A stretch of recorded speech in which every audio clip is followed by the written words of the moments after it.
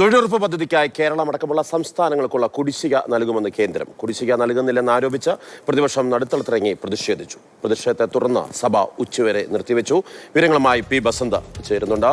ബസന്ത, വളരെ കാലമായി സംസ്ഥാന സർക്കാർ ആവർത്തിക്കുന്ന ഒരു കാര്യമാണ് ഇതുവരെ അത് ലഭിക്കുന്നില്ല എന്നുള്ളത്.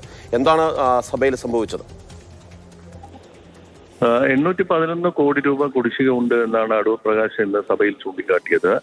ഈ പണം നൽകണം എന്നുള്ളൊരാവശ്യം അദ്ദേഹം ഉന്നയിച്ചു. മാത്രമല്ല, തൊഴിൽ ദിനങ്ങൾ വർദ്ധിപ്പിക്കണമെന്നുമായിരുന്നു അദ്ദേഹത്തിന്റെ ആവശ്യം. ഇതിനെ തുടർന്നിട്ടാണ് കേന്ദ്ര ഗ്രാമവികസന സഹമന്ത്രി ചന്ദ്രശേഖർ പെമ്മസാനി മറുപടി നൽകിയത്. കേരളം അടക്കമുള്ള സംസ്ഥാനങ്ങളുടെ കുടിശ്ശിക നൽകുമെന്ന് അദ്ദേഹം വ്യക്തമാക്കി. 811 കോടി രൂപയാണ് കുടിശ്ശിക ഉള്ളത്. പക്ഷേ ഇക്കൊല്ലം 3000 കോടി രൂപ നൽകി കഴിഞ്ഞിട്ടുണ്ട്. 3500 കോടി രൂപ കഴിഞ്ഞ തവണ നൽകിയിട്ടുണ്ട് എന്നും മന്ത്രി പറഞ്ഞു. ഇതിനെ തുടർന്നിട്ട് വലിയ ബഹളമായിരുന്നു സഭയിലുണ്ടായത്. പ്രതിപക്ഷ അംഗങ്ങൾ എല്ലാവരും തന്നെ നടുത്തളത്തിലിറങ്ങി. ബംഗാളിലെ തൃണമൂൽ കോൺഗ്രസ്, DMK, കോൺഗ്രസ്, സമാജ്വാദി പാർട്ടി തുടങ്ങിയവരൊക്കെ തന്നെ രംഗത്തിറങ്ങി. തമിഴ്നാടും പശ്ചിമ ബംഗാളും കുടിശ്ശിക ചോദിച്ചിരുന്നു. ഇതിനെ തുടർന്നിട്ടാണ് ബഹളമുണ്ടായത്. തുടർന്ന് സഭാ നടപടികൾ ഉച്ചവരെ നിർത്തിവെച്ചു.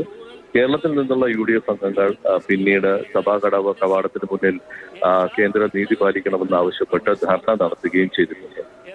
പി ബസന്താണ് വിവരങ്ങൾ നൽകിയത് ഡൽഹിയിൽ നിന്ന്. ഏറ്റവും കൂടുതൽ തൊഴിൽ ദിനങ്ങൾ നൽകുന്ന ഒരു സംസ്ഥാനം കൂടിയാണ് കേരളം. അതുകൊണ്ട് തന്നെ ഈ 811 കോടി രൂപയുടെയൊക്കെ കുടിശ്ശിക കേന്ദ്രം അടിയന്തരമായി നൽകണം എന്നുള്ള ആവശ്യം കോൺഗ്രസ് MP മാർ ആവശ്യപ്പെട്ടില്ലെങ്കിലേ അത്ഭുതമുള്ളൂ. അതിനാണ് ഒരു തീരുമാനം ഉണ്ടാകുമെന്ന് പ്രതീക്ഷിക്കുന്നത്.